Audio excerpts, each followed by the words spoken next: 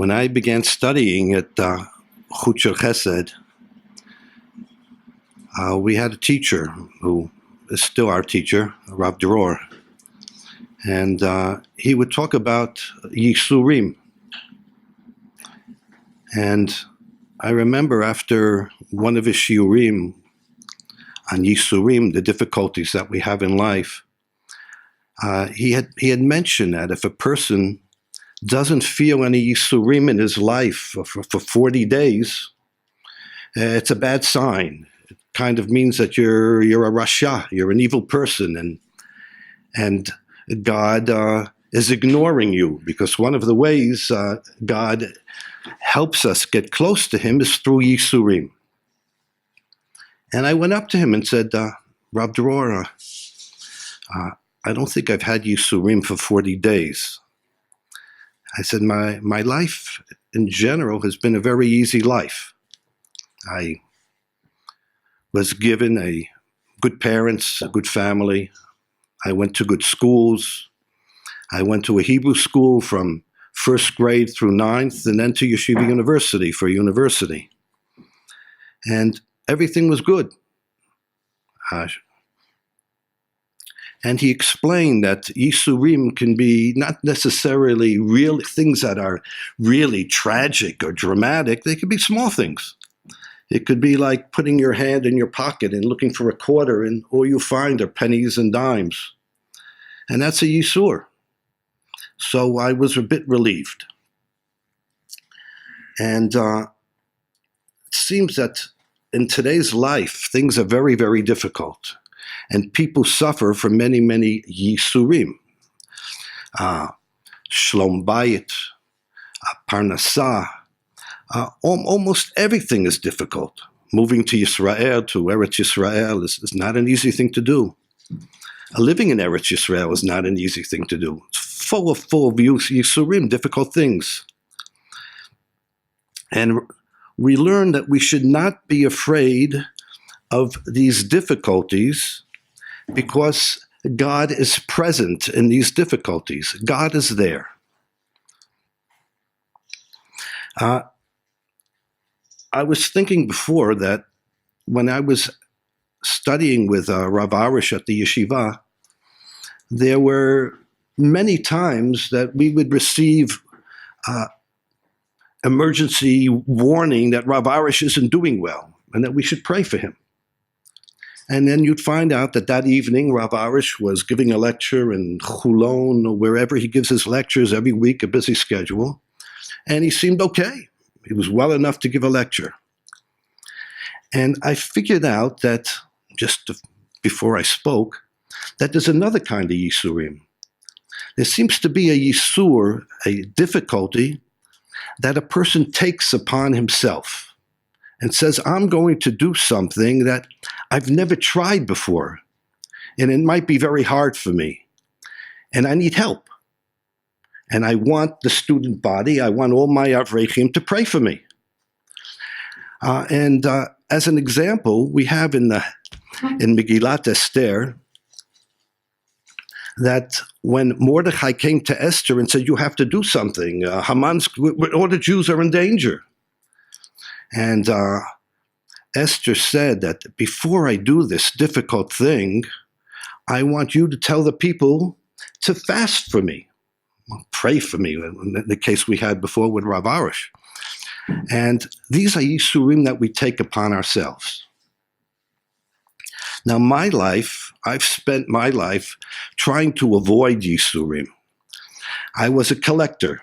Whenever something difficult came up, I would go into my room, lock the door, and I'd play with my stamps or my bottle caps or my telephone cards, and I'd avoid them.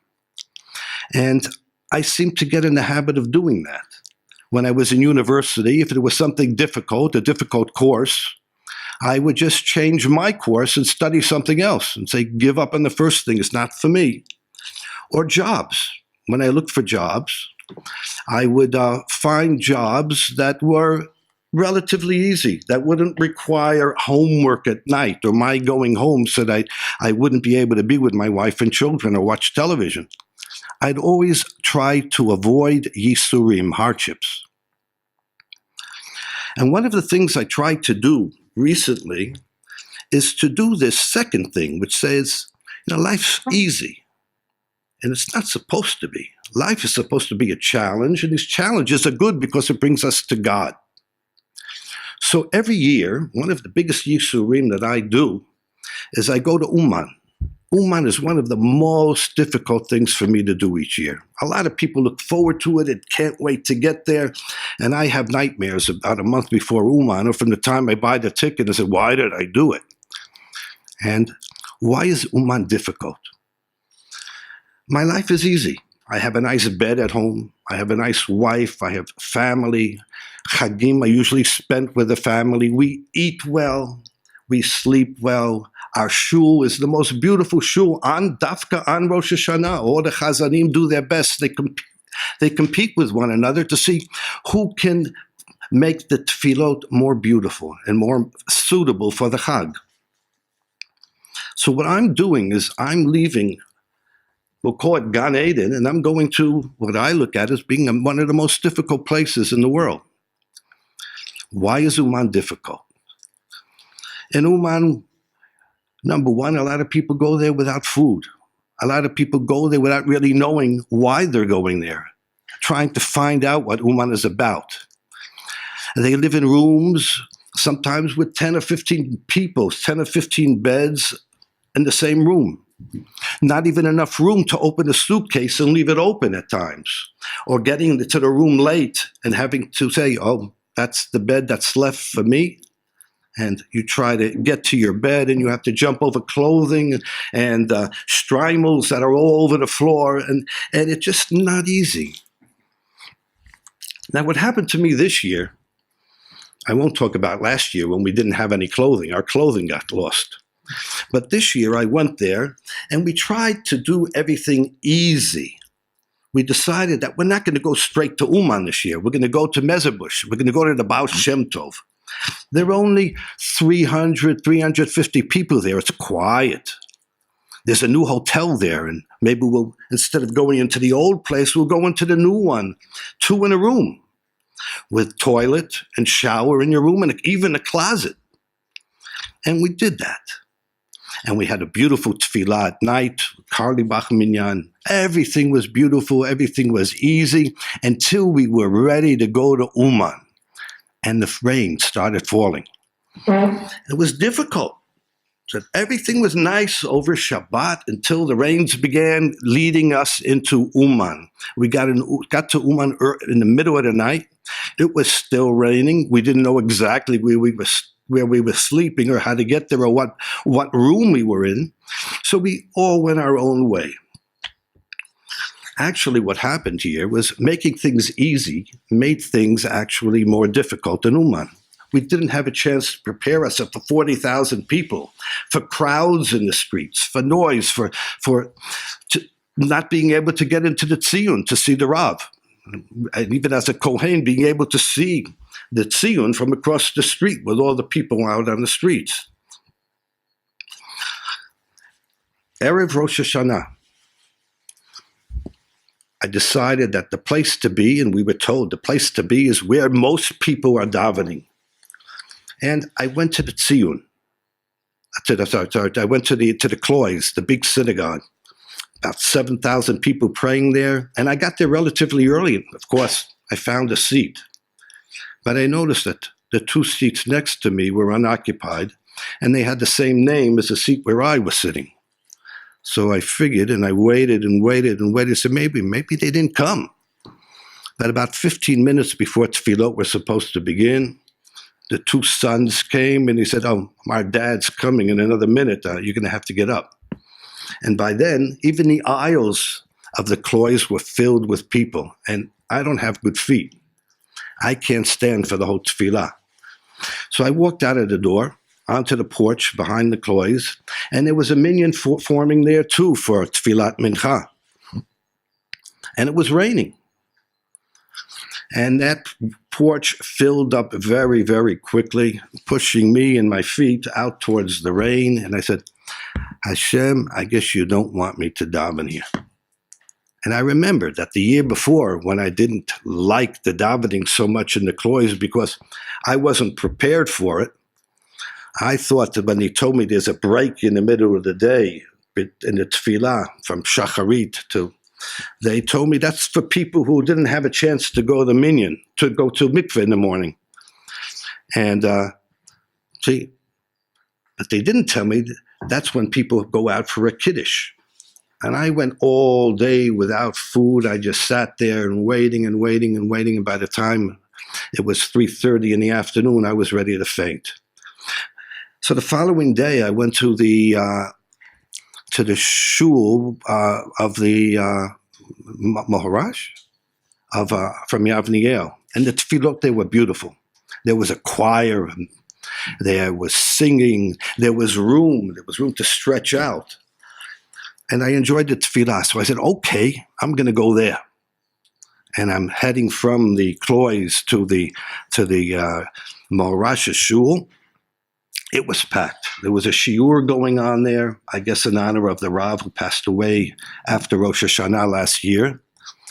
And I couldn't get in there either. And I said, Hashem, what are you doing? It's hard enough for me in Uman. You've already thrown me out of 2 shuls. The only thing I can do now is go back to where we're sleeping. They're supposed to have a minyan there too. On the way, we passed the tziyun. And I turned towards the tziyun and I said, Rabbi Nachman, I said, I don't like Uman. I said, I like you, but I can't stand being here. And here right now, I've been thrown out of 2 shuls, and I don't know what I'm doing here. I don't know if I'm going to be here next year. So this might be the last opportunity we have to talk to one another. And I told Rabbi Nachman, there's only one thing that can help me now and make me feel good. And I told him, and that's if I can find Rabbi Natan.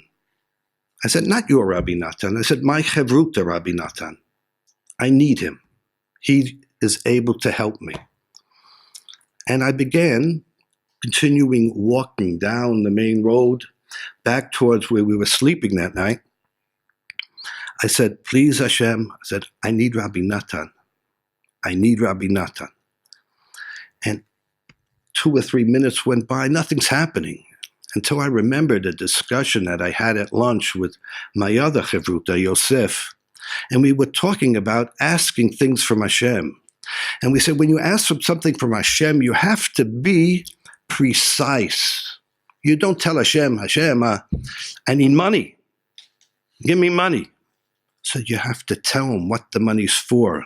You have to tell him, I need $30,536.54. Because Hashem's ready to give you money, but tell me what you need. What do you need it for? And I said, at that moment, I said, Hashem, I need Rabbi Natan now. And I looked up, and there was Rabbi Natan walking down the main street with his brother. There may have been 30,000 people already left on the streets because the other 10,000 were already in shul. And there he was. And I shouted because it's noise. I said, Rabbi Natan. And he heard me. That in itself is a miracle, that he heard me over the crowd. And he ran over to me and he says, Avraham, how are you doing? I know that Uman is difficult for you. How are you? And I looked him in the face and I said, Rabbi Natan, I said, everything is just great. And my chag became great. Just because Hashem was listening. One of the things that is very, very difficult for me to do, and it may not seem that way, is to speak in front of people. The most difficult things in my life have been my children's births, bar mitzvahs, and weddings, occasions where the father is expected to speak. And that would ruin the simcha for me. And somehow I managed to get through it. I said, managed to get through it. It wasn't the simcha, but I managed to get through the ceremony, the family gathering. What I'm doing now is I'm taking on one of these yisurim, one of these things that are very, very difficult for me to do.